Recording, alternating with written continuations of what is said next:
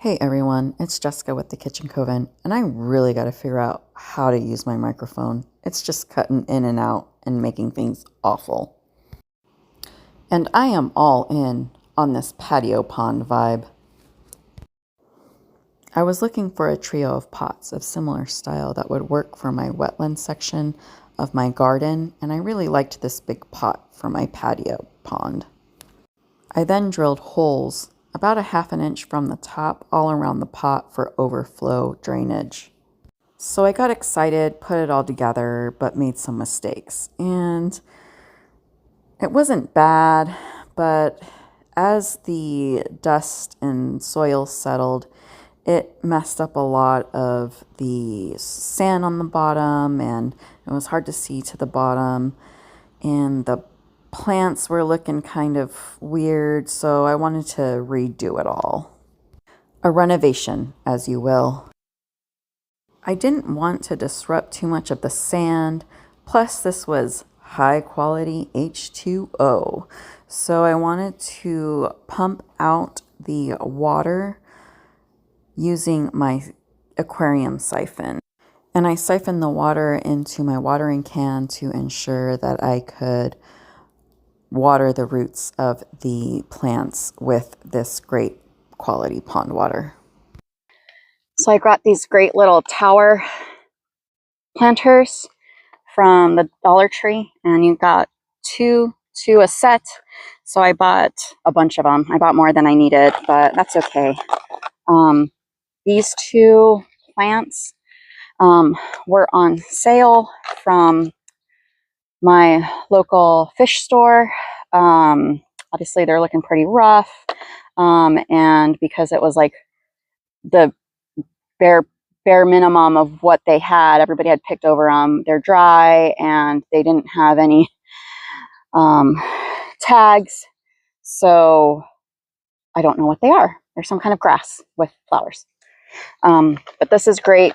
These are great. So I can stack them. I'm able to stack them up in the pot to create height and have enough height for the pond plants. So what I'm going to do is redump all the soil and sand that I used, rocks, all of it, into this bucket, mix it all together, and then reuse that to replant all the plants, and use some rocks that I bought to cap it so that a lot of the soil doesn't lift up. That's what I'm gonna do.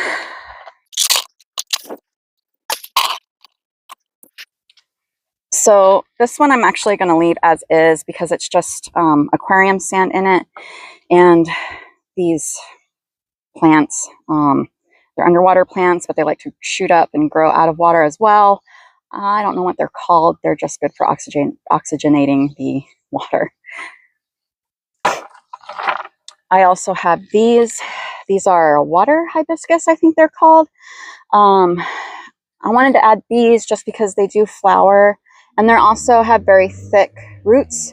So that way, like dragonfly nymphs and guppy babies can hide in the roots and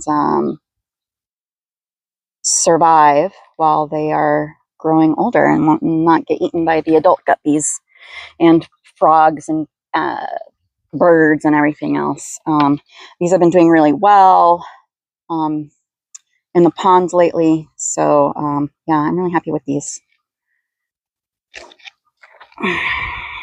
This is going to be the uppermost level. This is Lobelia cardinalis. So it's a flowering pond plant, and this is Arrow arum. It's just a broadleaf arrow plant. Again, these were on sale, so they were sad. Like these guys, they were sad in the store. But yeah, I'm going to keep this as is a little bit, and take out some of the sand, but still cap it with these rocks. The middle one is the one that I really have to just redo. So as you can kind of see, because I didn't cap the middle layer, the middle plant layer, got a lot of dirt sediment in the sand, so it just looks kind of messy. And that's what I'm going to mix up with the dirt of these, and replant. Sometimes the easiest way to do this is to just get your hands up in there. Plants that are on sale at the store have been on the shelf for a really, really long time. And that means that their roots are generally very, very root bound. So I just like to get my fingers in there to remove all the old dirt and free up those roots and comb through them almost like you would like you're untangling hair. That way the roots can move and breathe as you replant them. I have this drainage rock that I've been using to cap all my soil and water projects, and this is what I'm going to use to cap the middle layer. I had all my layers planted and capped, so I wanted to cut off the dried flowers from this flowering grass. So I was also having issues with my phone keeping recordings when I was doing the patio pond. So I'm here to show the finished touches. As you can see, it's been a little while and the arrow head is going really well. And we got some blooms on the lobelia, and these are growing like gangbusters right out of the water. So that's pretty cool. These guys got a little burnt from the sun, but they're perking up as it's gotten cooler.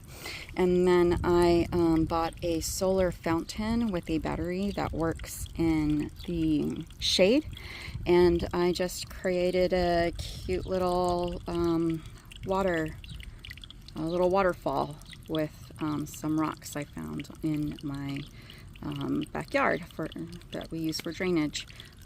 So I put some water lettuce from the fish tanks in here too, and yeah, this should be a fun little overflow pond for the guppies, and it's small enough to where I can drain some water out and bring it inside in the winter. So that's my little patio pond.